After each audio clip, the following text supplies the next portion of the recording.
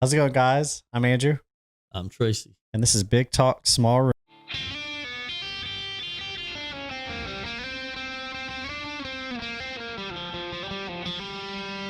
How's it going? It's pretty good. How about you?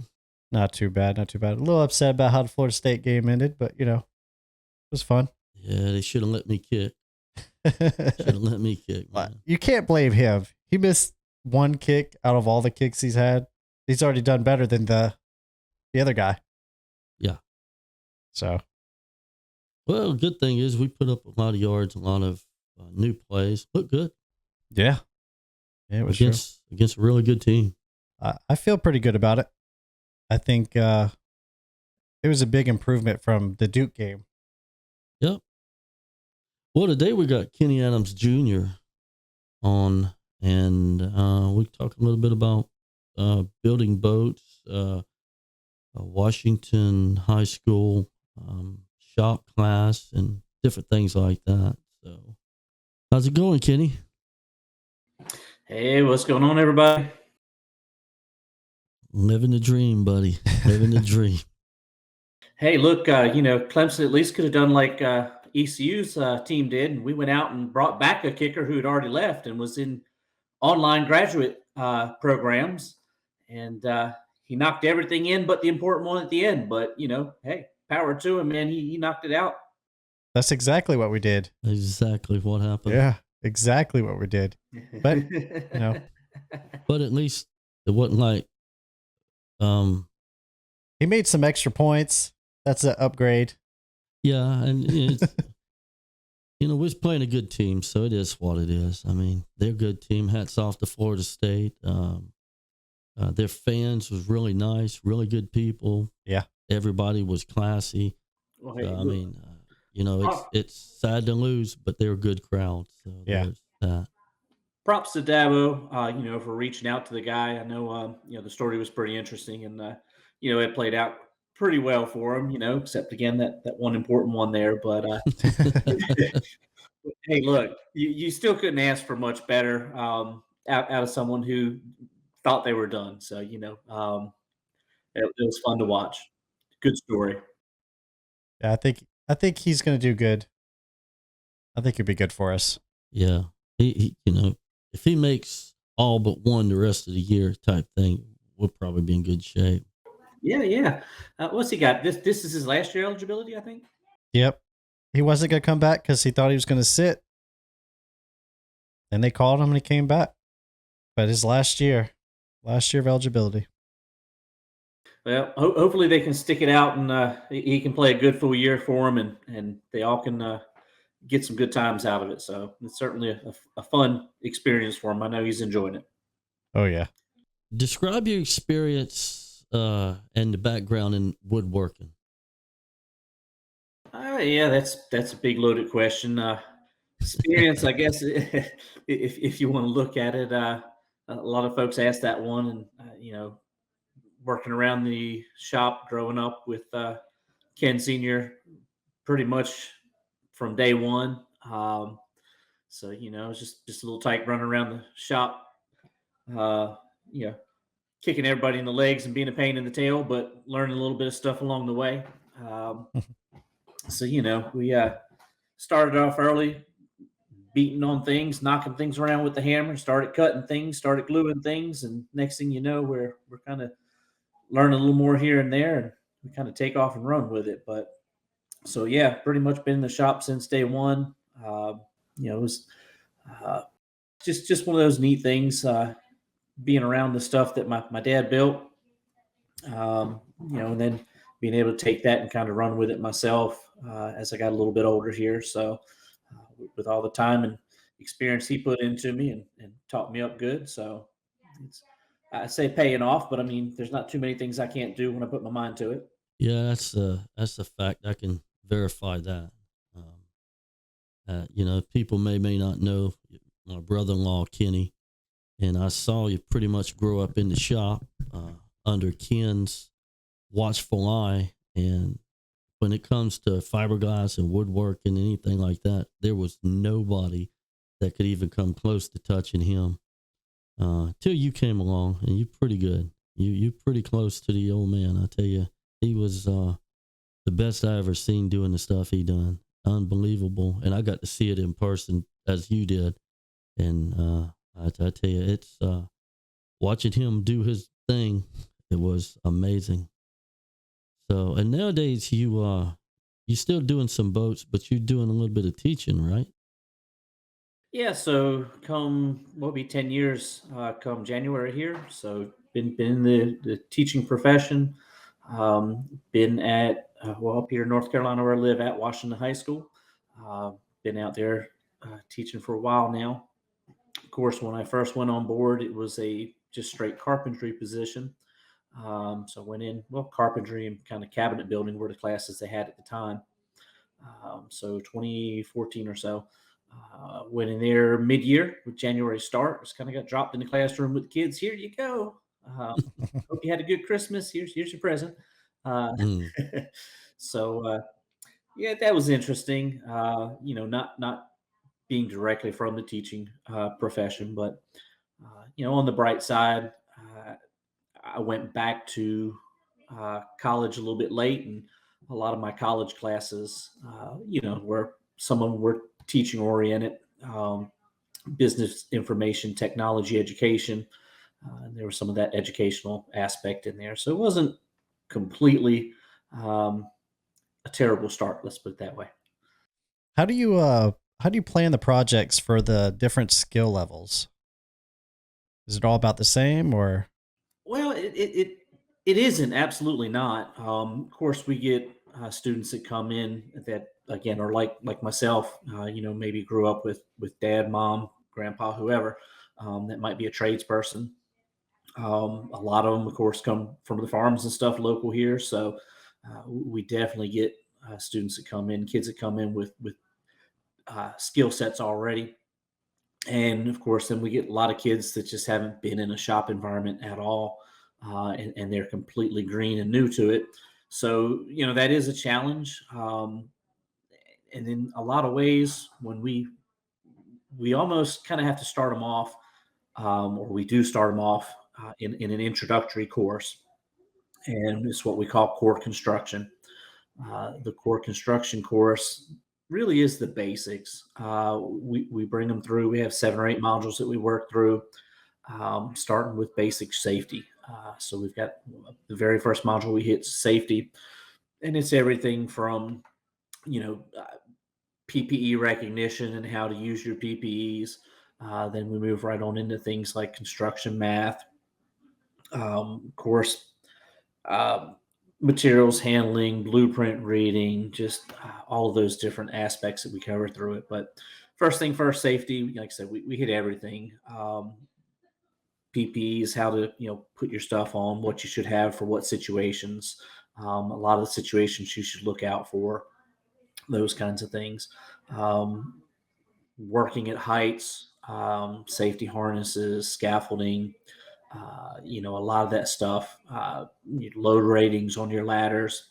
So, like I said, really, really some of the basic stuff that, although, like I said, a lot of our kids that may have been, on the farm or in the shop already with dad, um, get a lot of that. Like I said, those green kids don't. So it is a little bit of a challenge, and it does frustrate the kids that have that experience a little bit. They have to kind of lay back, but um, the good thing is they can kind of show their skill and experience when we're in there talking. So it's nice. A lot of them will actually step up and share that and kind of let Yes. the other kids see where they've already been in the shop. So yeah, no, good question. Like I said, that introductory stuff, we do start small projects. So I know that the original question was how do you kind of plan those projects?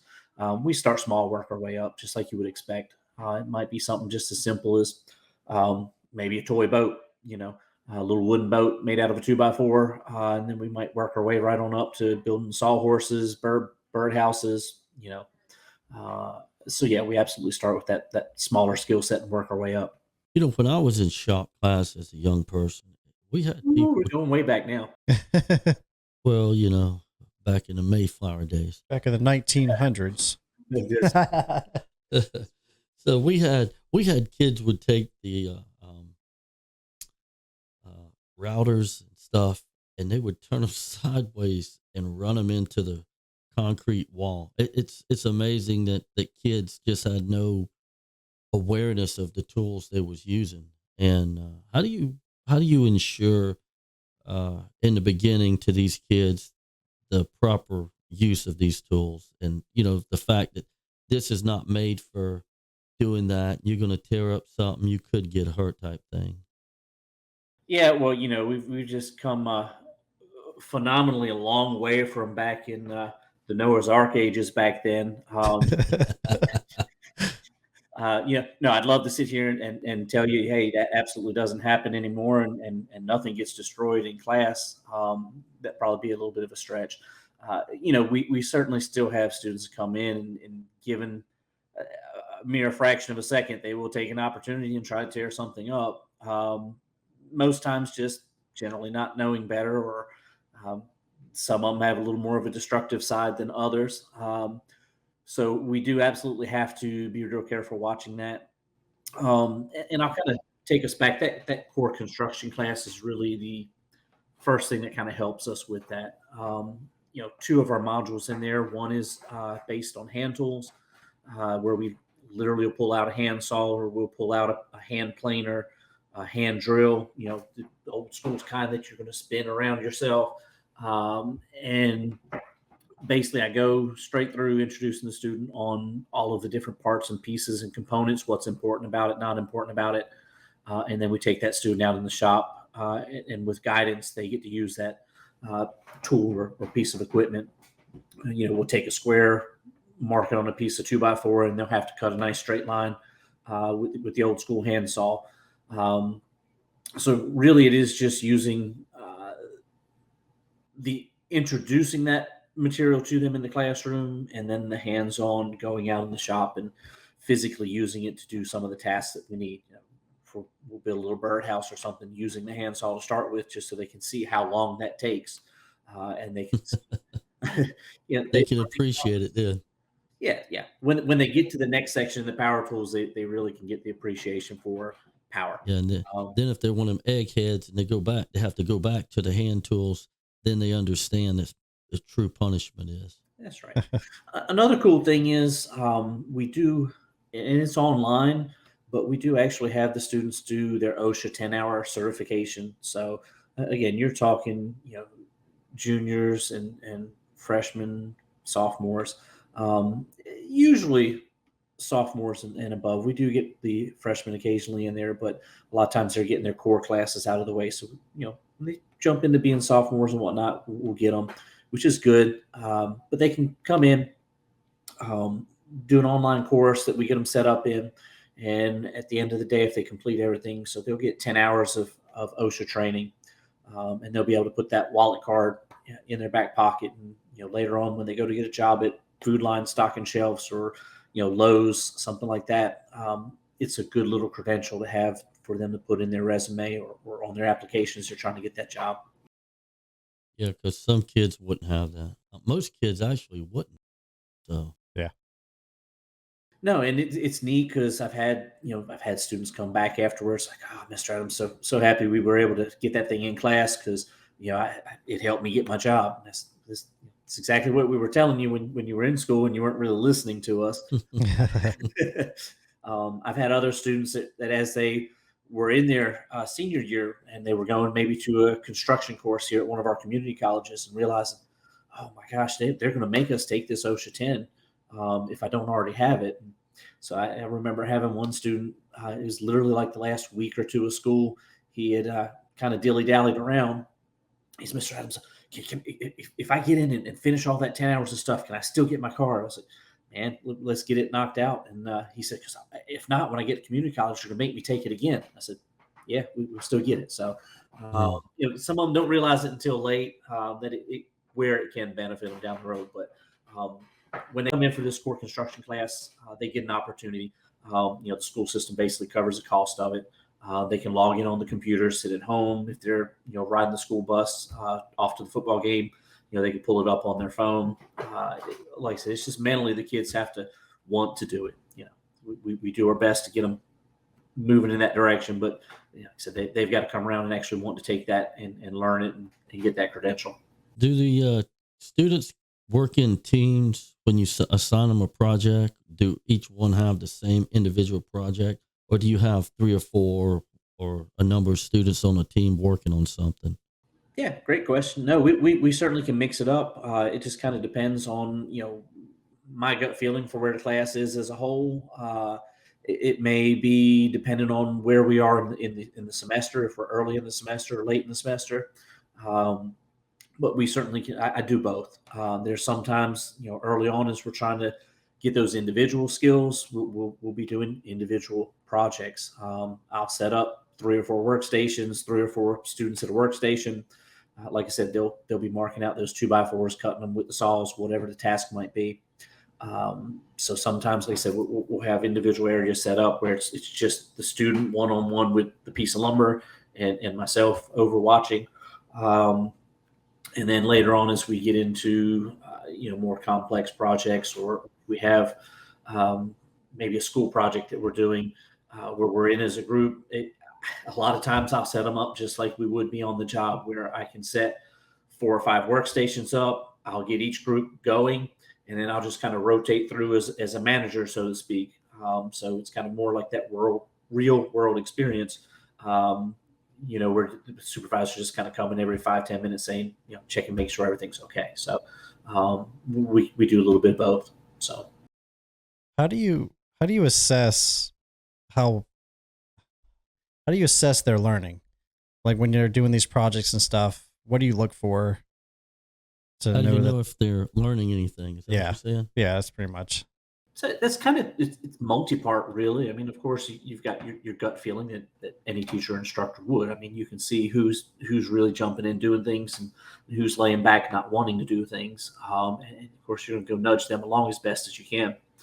And this is another good area where a lot of teachers, if I see I've got 2 or 3 students that are maybe they're my green students that haven't grown up in a shop. I can partner them up with some of those more advanced students. So I don't have one student way up here, another one working way down here. What I'll do is I'll pair them up to kind of get the class leveled out as far as how quickly things move along. So some of that's just gut feeling as far as that goes.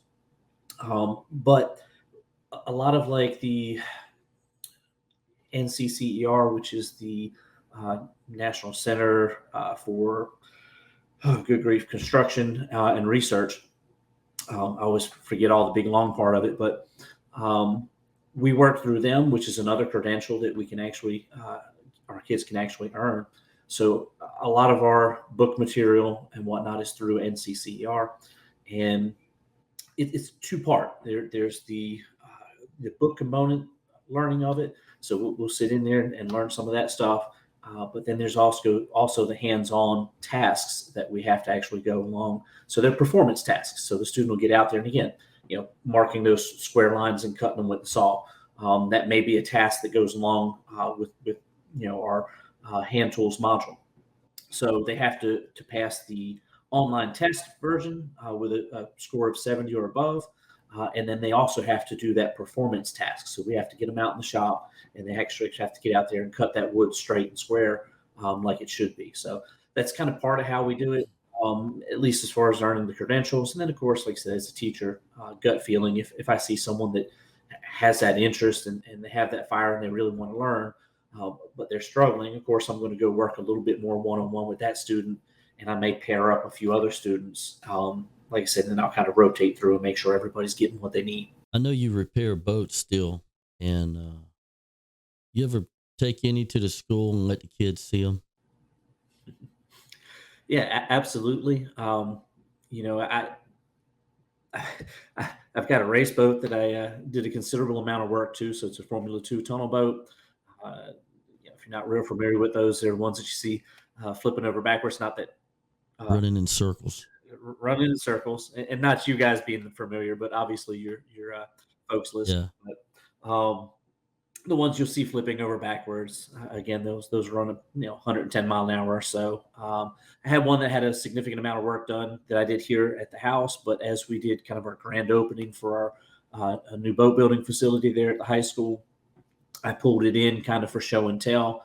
And long story short, the gentleman's kind of getting away from racing that owned it. So it's been a show and tell piece in my shop for a few years now. And it's actually been great because we've had summer camp where our students come in from our middle schools.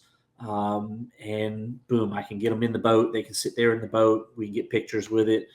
They can go home, tell mom and dad, what they've seen, and they got a chance to sit in it and see what a real race boat's like, um, which has been actually great. We've had two other race boats that we carried into the school and actually used. So, believe it or not, we had kids, students with hands on some of the race boats. So, as we were doing some of the demolition, hammers and chisels tearing things apart, some of that was done by the students. So, um, I like it because it's just something that some of our students probably would never get an opportunity to have been a part of. So Yes, yeah, some of them never even get to touch it. I mean, they might see it in on TV or a magazine, or they might even see it in passing. But the chances of a kid actually getting to sit in one or work on it, touch it in any way, is really unusual. So you kind of add a aspect that most places can't go to. That's a feather in your cap, so to speak. Yeah, and I imagine it could draw a lot of interest to woodworking also. I mean, I knew if I saw something like that in school, I would have. I'd have been the first signing up for Yeah, that. for sure. well, and again, I'd love to sit here and say that every student that comes through my class is 100% on board and signed up for the class, and I'd probably be fibbing a little bit if I said that. But the nice thing is, I may have 20 students sitting in that class, and sometimes it may be as little as 5 or 6 students that are 100% bought in. They love it, and that's okay. That's the students I'm there for. Um, as the semester goes along, we'll coax 2 or 3 more in along the way, and then by the time we get to the end of the semester, we'll have better than half of that group that has started to really get interested in what we're doing out there. And that seems strange to say it, and I still don't like saying it because I'm like you guys. Hey, sign me up because I'd much rather be in that class than, not that there's nothing wrong with our other classes, math, English, and science, and all that. They need that, but you need a break from that. And our classes help provide that, and it gives the students a little opportunity to actually use some of that stuff, Yeah. there in the shop. So Yeah, you got to use math and stuff with it. That's for sure. Also, you've been able to, but due to your connections and whatnot in offshore racing, offshore power boats, and different things, you've been able to get the kids tours of different boat companies, haven't you? yeah, absolutely. So some of the stuff that we've gotten a chance to go look at, which I love, it's just as much fun for me to go on some of these trips as it is for the students. But we're real fortunate. We've got Jarrett Bay Boat Works. Jarrett Bay does massive, huge custom Carolina style offshore fishing boats, charter boats, basically. We had a chance last year to go ahead and carry a group down there. A lot of times when I can schedule it, we'll try and do maybe 2 plants at a time. We're fortunate in our area. It's much like the area you guys are in down there. The marine industry is really big around here. We're obviously right on the coast, right here in eastern North Carolina. So we've got a bunch of manufacturers here locally. So yeah, absolutely. We try to get the students out there and see them. Like I said, Jarrett Bay is one of the big ones that I really enjoy going. See 70, 80, 90 foot boats out there. And the nice thing about Jarrett Bay is it's all custom. It's nothing you're going to buy off of the shelf. I say nothing. The majority of it is, very little of it comes off the shelf as far as the actual boat construction.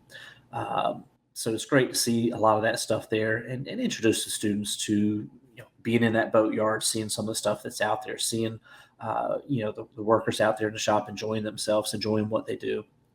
Of course, we've got some other boat builders right here in town. Jarrett Bay is just a little bit out from home, so to speak. But so here in town, we've got Iconic Marine, which is Fountain, Baja, Donsey. So we're hoping to go do a trip there this semester.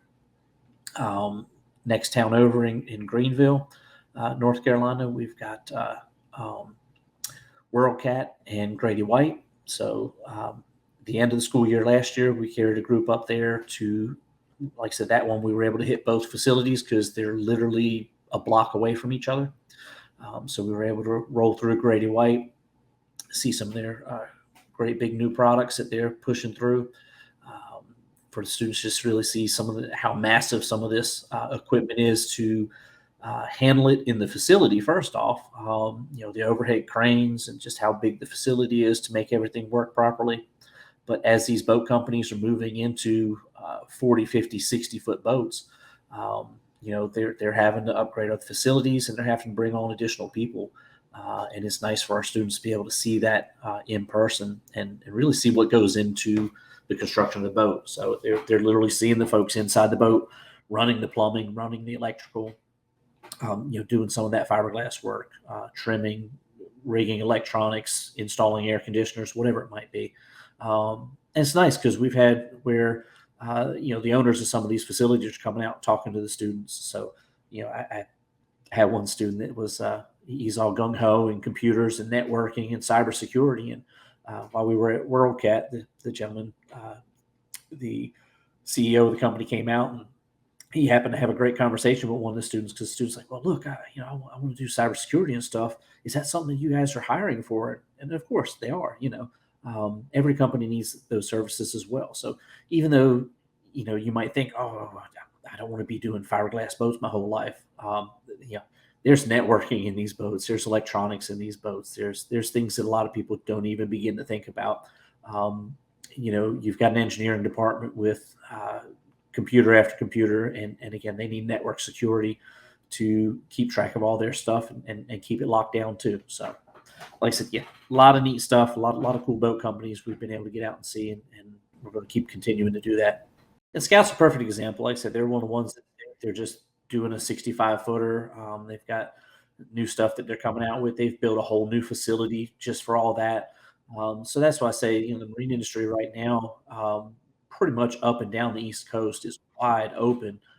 As long as our economy continues to stay good, they can't get enough people to do those jobs right now, which, that's a problem across the board for a lot of industries. It's not just the marine industry. A lot of people just don't want to work right now, which is ludicrous, insane, and Yeah. wild. I don't understand it, but Yeah. the ones that do, if they get a little bit of education behind them, the world is their oyster. Yeah. How long would you say would they have to go through your class? A year, 2 years, 3 years before they would be ready to go out to one of these boat companies? And I know they wouldn't be top of the line because people doing it all the time is going to be better. But how long would it you think it would take before they would get in there and be comfortable and competent? Sure. That's kind of challenging to say with our high school students because they're still very much growing into their minds at that age. And the good thing is we can introduce them to it. We can try and get them to grab a little bit of that passion, find something that they may not have ever thought about before, as far as thinking about a career in the marine industry. Um, Most times when they leave me immediately, as much as I'd love to sit here and say, hey, they're ready, they're not. And it's really, as much as we're trying to invest as much as we can into them, they still need that growing time. Very, very few of them. There may be a few that come through, and I'd say, hey, man, you need to hire this guy now. But a lot of them still could use another couple of years. And the nice thing is we have kind of a pathway set up. So when we first started putting this program together at our high school level, I talked with, at the time, my career and technical education director. She kind of realized my background. She's like, hey, this would be great. We can do a lot with this. Let's see what we can do with it. And that was 2015 or so. So this kind of took a while to get all of this in place, but um, as we went along, we invited some other folks locally on board, which one of those was our local community college, Beaufort Community College. And as we went and did our tours and spoke with some folks, and um, they realized that the need was there for this, that the industry was pretty big here in North Carolina, and for the type of training that a lot of our folks need here in town, this would be ideal. So, with all that said, long story short, they came on board as well. And while we were creating our boat building program, they went ahead and at the community college level put in place a boat building program as well. So, they've got some certificate courses that folks can go in there as adults, or even our students. So once our students graduate high school, they can go over to the community college. And if they just want to take a certificate program, make it pretty quick, 6 months, whatever, they can have a certificate, maybe go get that job. But they've also done an associate's program in marine trades and boat building. So a student, high school student that might be with me, realizes this is pretty neat stuff, realizes they can make a pretty decent living at it, can come do. I've got two courses currently. We've got a boat building one and a boat building two. Those students can take my classes. And then if they graduate early their senior year or whenever they graduate, those classes will articulate over to the community college, which basically what that means is they've earned college credit while they were with me, and they already have two classes done for their associates. So they can go over and then take the boat building program at our community college. They've already got two college credits under their belt from taking classes here with Mr. Adams. So when they go to the classes at community college with Mr. Adams, which is Aaron Adams, they can transfer right over, use those articulated credits, and it'll just get them out maybe a semester sooner. But we've got that pathway, and the nice thing about that is they can also go into an apprenticeship program with the community college and some of our local boat builders. They get paid $15 an hour while they're in college. They can be at the college, say 3 days a week, and they'll work at the plant 2 days a week, getting paid for all of it. If they graduate out of that program with their associates, then they can get a $2 bump up to like 17, and go straight into work at one of our plants. And then, of course, just get right on board for making more money. So it's a nice pathway that has an apprenticeship side attached to it, where students can take a bit with me, a bit with Mr. Adams over at the community college, and then they can go right into one of our local boat building plants, such as MJM or WorldCat, Grady White, or one of those. So again, it gives them a lot of firepower to put on their resume when they get there. And of course, if they earn some of these credentials, like they could get in my carpentry class, their OSHA card, some of those things, and all of that together really gives them a lot of bang for their buck at the end of the day. So, Right. Now we typically ask our guests on the show to share some kind of story. It could be about woodworking or the teaching. Do you have a story you'd like to share? It can't be about me messing up a deck of a boat, though. It can't be. It could be that one. That sounds like a good one. yeah, this one time, this old guy was working on Noah's Ark, and Oh boy! He measured the wrong cubits. Well, no. What happened was Kenny was off doing something, and Ken had me sanding on the Flying Tiger when it was being built, and it didn't go to plan. They come out and he's like, "Yeah, we'll have to fix it. We'll just leave it there." well, I'm terrible with stories and whatnot, but I would say probably when Jessica and I were dating still, I know a number of times she came over, and of course, Ken Senior put her right to work with a sanding block just like anybody else. So she was pretty much a trial by fire. So um, that certainly was fun, like anything else is. But um, yeah, I don't know. I can't think of anything right off the top of my head that jumps out at me. But it's been great um, for our classes at the high school, getting we got a brand new facility, 3,500 square feet of brand new building that was covered by a Golden Leaf grant. Um, just a beautiful, beautiful facility that we had opened up at the beginning of last year. So, for me, being able to do that, so that our students have somewhere to really, just so we have got a big space that we can get into and work with. Last year was real fun because we were able to get in there and set that facility up. Our students were able to get in there, literally started with a blank empty building or blank empty canvas. Got in there, we built all our benches, we put all of our tools and equipment together as it got shipped in. Um, and then, before the end of the year, we just about had our first little boat complete. I'd say 80%. We didn't quite get it complete. We're finishing that up at the beginning of this semester. So, it's been nice to see that. It's nice to just be able to kind of create a little fire and passion in a few of our students to find something like that they can get involved in.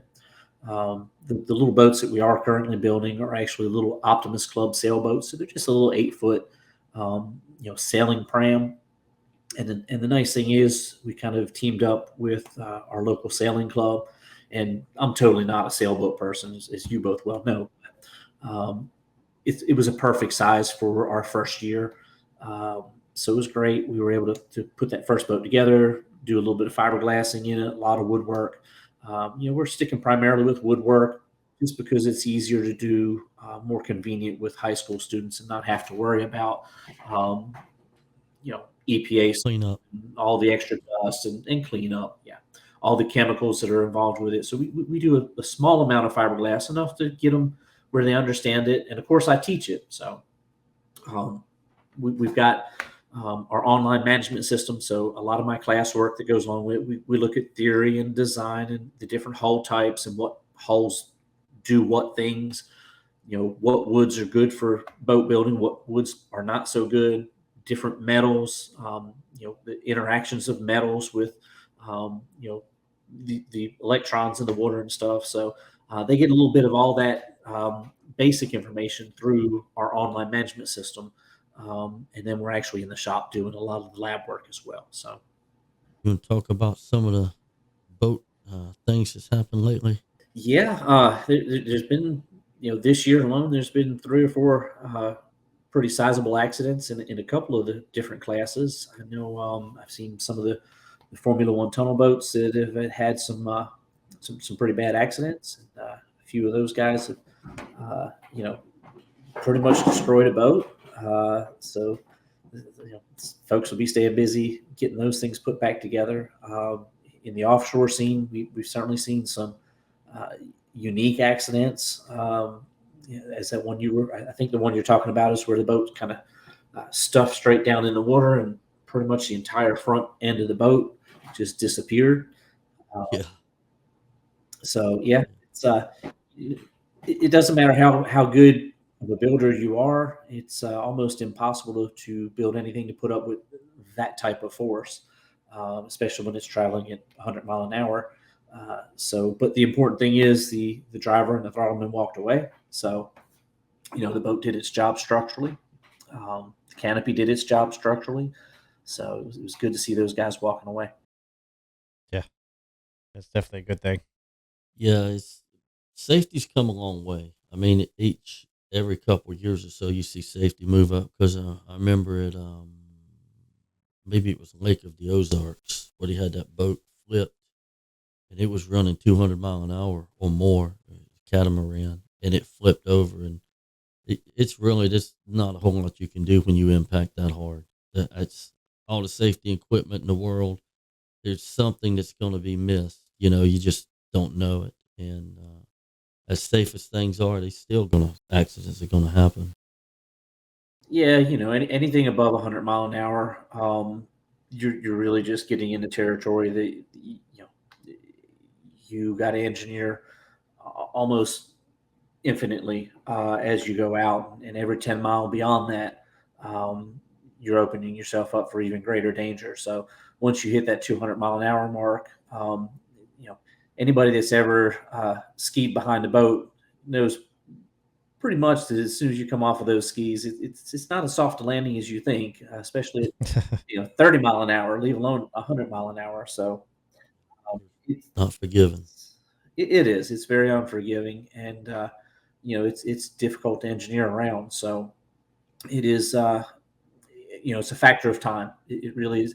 It's taking 100 years to get 100 mile an hour. It takes another 100 years to get to 200 mile an hour, and um, the engineering is kind of following along behind it. So it's just one of those things. It's all kind of progressing on a curve, and we're learning along the way. But we have come a long way in a lot of the motorsport side. Unfortunately, though, we still do see a fatality from time to time. We've seen a few of them in the circle boat racing here the past couple of years. I haven't seen too many major ones in offshore in a year or two, but we've had a few. So 2-3 years back. So You got anything else you want to talk about? Maybe not so much shop related, maybe boat related, maybe football or something. yeah, I'd like to talk about football stuff, but I tell you, it's fairly depressing for me this year. Might need to steer clear of that. um, the conference realignment thing is always fun. That's been a hot topic. I've got a few other teachers at work that I talk with pretty regular, and of course, with us being East Carolina, kind of a small school, so we pay quite a bit of attention to where all that's going because we've been pretty lucky and have moved pretty well in a positive direction in the past several shuffles, but with money and things as big as it is now, conference realignment is just it's big for every school right now, and a lot of schools obviously are um, making, I won't say off the cuff decisions, but they're probably making decisions that they wouldn't have made otherwise, due to some of this realignment and NIL and those kinds of things. So it's going Yeah. to be fun the next 4 or 5 years. Should be interesting to see what happens. Especially you got what the SEC's getting bigger. What's the other one? Big 10, Big 12. What's it called? Anyway, they're supposed to be the super conferences soon, so it's gonna be interesting. All the rumors, especially today as we're recording this, there's a bunch of rumors about Clemson leaving the Atlantic Coast Conference. So I've heard it before, but we'll see. They apparently they've got a outlet that they're going to try to use. That's until I see it, it's just rumor to me. I've heard it so much. So Yeah. Well, they're talking a lot about it lately too, so I'm thinking it might be something that's gonna happen. What I've heard is that they're gonna make an announcement sometime in October saying that they're leaving the ACC, and then I don't know if they're planning on leaving like right away or if it's gonna be 2025 or next year. it's But probably 25 or something. I don't think they can leave immediately. I've heard a couple different things. I've heard leaving immediately. I've heard 2025. I heard next year. But then you also got to think, where are they going to go? I mean, I would like to see us go to the SEC. I don't think that's gonna. I mean, I don't know. It could happen, but I don't That think it depends is. on their bank account as well right now. I would say 2025 would be the obvious option there. With the what is it, 125 plus $1 million buyout, I think is the ACC one, at least in that neighborhood. So their bank account, I think, will determine where they fall on that. But I think it sounds to me like it's probably a done deal already, and that word's just starting to get out. And it wouldn't surprise me if that's the case. I think, as I kind of texted you guys earlier today, it might also be a ploy by a few of the schools in there because the ACC has been rock solid. They've really not done a lot of moving in the last 10 years plus. Um, so, this might be a few of the schools inside the ACC just kind of poking and nudging to say, hey, we got to do something. We can't sit back and keep taking these losses. SEC is just running away further and further every year, dollars wise. Not necessarily whether they're better or not, but money wise. SEC stretching their legs, and if the ACC schools don't start doing likewise, they're going to be so far behind the eight ball. It's not even funny. So, to me, they may be just poking and prodding it to get that ball rolling. Although I doubt that's the case. I really do think two or three schools, probably from the ACC, probably have pretty good options of where they might land. It wouldn't surprise me at all. Yeah. Well, I heard there's a possibility of four, and there's only three that was named, so I don't know who the fourth one would be. But it was FSU, North Carolina, and Clemson, all, and then an unnamed school. But it's mostly about the deal the ACC did with ESPN and how bad that is. I mean, the SEC's got a really good deal with the ESPN, but the ACC, I guess, took the cheap one, and they're not getting paid a lot. You know, And I think some of that is again, it's great to see the ACC being rock solid. Hey, we're not moving around, we're not shuffling, we're not bringing people in, we're not letting people out, and that's great. But I think this is where it's just kind of biting them. I don't think they were able to secure that deal to a favorable enough number to really keep them where they needed to be, dollars and cents wise. Yeah. Like I said, it's just because of the momentum through nil and all these things. I think they've just come to terms that they have to make some moves, and if the ACC isn't going to do that by bringing on some more schools, then some of these schools may have to move for greener pastures, and that's what's pushing it. It's yeah, no getting around it. Yeah. Well, ACC's messed up, in my opinion, when they brought Notre Dame in as part. all the sports but football. Yeah, they can come in and be in the sports, but they can't in football because they got their own contract and all that.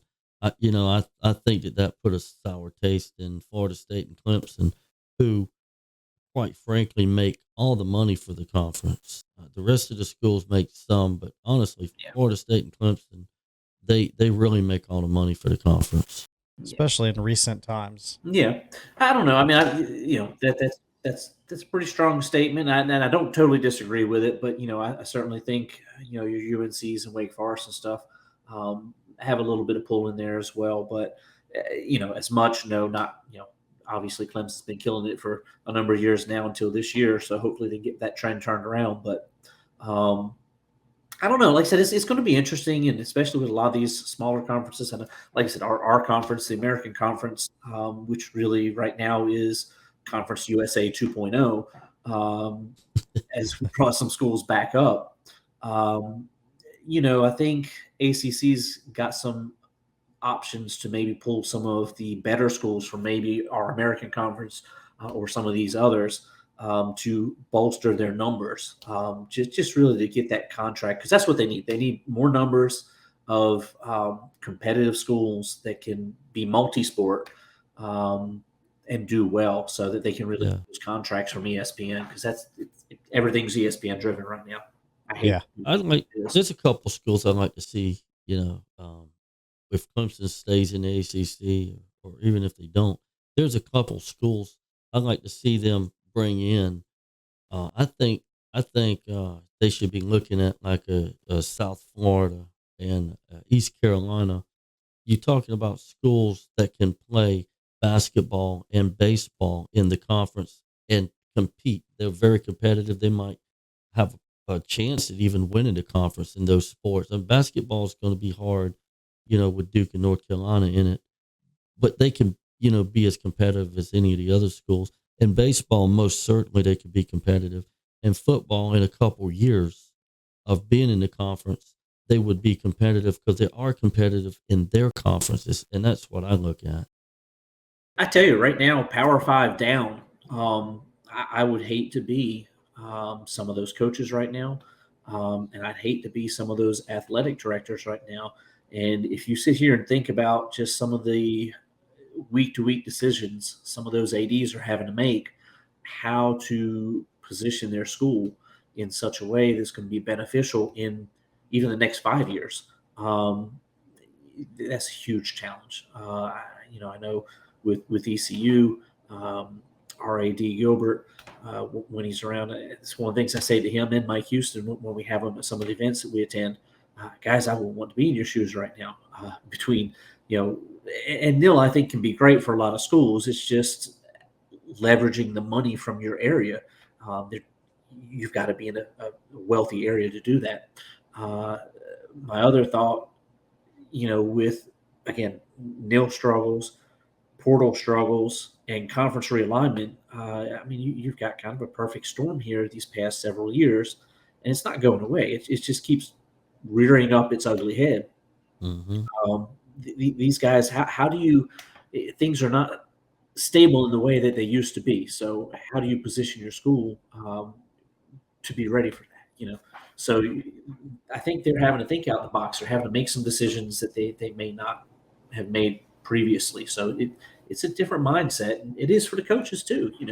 Dabo and Saban, you look at both of those guys, they're doing things that they may not have done in the past as well, because both of them have always trained and brought up individuals. And now that portal's there, that's such a different component. And I think some of them are struggling with that. Yeah. Definitely lose more people to it than we get from it. I don't blame him. What he's done has worked. And, I'm not arguing. I see a lot of people, they argue with what he's doing as a coach. They disagree with him, and that's great that they do. But a couple of them, they know more about coaching than he does. And I say to them, how many national championships and conference championships do you have, that you know better than these guys? And, because a lot of them are kicking Saban and Dabo Swinney. And it's like, how can you justify that when these guys got all these championships? They're going to have these odd years because of the NIL, name, image, likeness, and the portal. It's going to happen. It's kind of leveled the playing field, if you will. And it's going to happen. Those two guys are the proof in the pudding right now, because who would have thought a year ago that somebody would be sitting there, trash talking, Dabo and Saban because, they're just not getting it done. I mean, how quick does things change? Oh my gosh. Are these guys done? No, I don't think they're done at all. A lot of people sit here and say it, but if you've been around those guys, they're going to figure out a way, and it just may take a season, whatnot. But that's the nature of where we're at right now. Things are moving as fast as they've ever moved, and bless them, man. It's a challenge. Yeah. You have to come down one day, and we'll all go to the Clemson game, and we'll have to come up there and go to the ECU game so we can hang out and have some fun doing that. Yeah. We have 4 tickets, so if you see a game you're interested in, let me know, because I could definitely work you in. Yeah, we Absolutely. get you in. I tell you that some of the neutral site ones might be fun to do too. I know that those tickets may not be as easily to get, but it's always cool. It's the Charlotte. I've already bought the other ones. Yeah. Well, I typically get all the home games, and I save my, I guess, points. I save all that towards maybe a championship game or maybe a bowl game. But it didn't look like we're going to anything like that this year, and I didn't put in for any away games. Well, look, we're in the same boat. We've got the 4 season tickets, and the way our 3-0 or 0-3 season started here, we're probably not either. But I'm hoping as we move into conference play, we zipped Gardner Webb this past week, so that was at least a step in the right direction. Even though they weren't a complete cupcake team, but they're certainly not the measuring stick that I need to see yet to see that our team is moving in a positive direction. But losing seems like a 10th year quarterback, and losing, we lost some guys in the portal, some of our offensive guys, Oregon, and I can't even remember the other school the other gentleman went to. But like I said, it's been a challenge for our coach as well. So we'll see. I hope at least we get a couple more wins this season. That's what we need to see that our quarterbacks are coming along. Well, Kenny, it's been good talking with you and interviewing you, and we'll talk again off the air. Obviously, we always do. But is there anything you'd like to add before we go? Anything we might have forgot, or anything you'd like to talk about? Well, hey, as always, smash that like, smash that subscribe. Help these guys in this small room out. So, yeah, definitely we'll make sure we share those links. But no, thank you guys for having me and let me share a little bit about our program and um, our passion for the boats and things like that. And yeah, definitely love to do it again sometime. I appreciate it. We're gonna try to put some pictures of the boats and stuff on here too when we end it somewhere in here, so that people can get a view of some of the stuff that you've actually had your hand in, and some of the boats that was built that got you your education in boat building. Yep. Sounds good, guys. Well, thank you very much, Kenny. All right, thank you. We'll catch you next time. All right, guys. Thank you all as well. Go Pirates. Go Clemson. Let's go see you. Got some good information there. I would have, seriously, as a kid in high school or middle school, if someone would have took me to a shop with boats in it, race boats. I mean, I knew growing up, we grew up around them, but I would have been right in that class. That would have been right away. I remember going by that boat shop and I seen them boats and I was like, I got to figure out how to get over there. if I'd have been in school and they'd have had something like that, they'd have had to kick me out of that class. They'd have to kick you out, huh? They'd have had to kick me out. I'd have been there all the time. So it's it's fortunate to have seen what we've seen and know what we know, but yeah, high school kids in that area, they don't know how lucky they are in having the instructor that they have, the knowledge that he's got, infinite amount of knowledge. He's done so much, and he's very humble. He don't talk about the boats that he's been involved in, and the fact that he worked for Fountain Power Boats for years and was involved in tooling and all that. That's he's pretty humble about it, but maybe next time we get him on, we get him to talk a little more about that. Yeah, that'd be pretty cool to hear some of that. Working at Fountain and all. But not a bad show. Pretty good show. Yeah. We got an inside joke. I can't say it right now. We'll share it one time, but we can't do it right now. That's a pretty darn good show. Mm-hmm. It's a good show. Well, if you enjoyed this show, make sure to like Ken said, hit the like button, subscribe, share, comment something, and if there's any questions you want us to ask or you want us to share in our next video. If you think we look silly, dumb, funny, whatever, just comment. We're pretty good with it. Yeah, we appreciate you watching it and share with your friends. And if you have somebody you want us to interview, just let us know. We got to was talking to somebody the other day, and they were saying a topic about interviewing some people, and we're in the process of getting the communications on that, and then we'll try to get the interview going for that, and then hopefully that'll lead to more than just one interview in that situation. But we'll see. Yeah. If you want to see us do any skits or anything, again, we did one in the diving video. And if you've seen the secret thing in this video, comment it.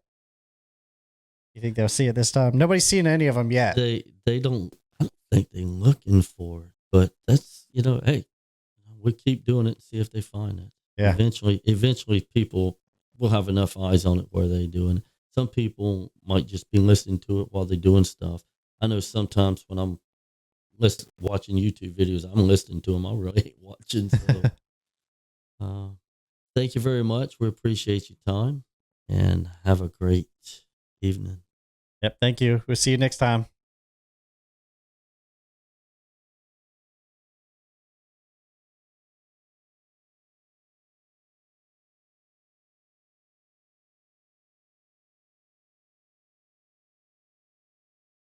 This has been a Bigtalk-Smallroom production.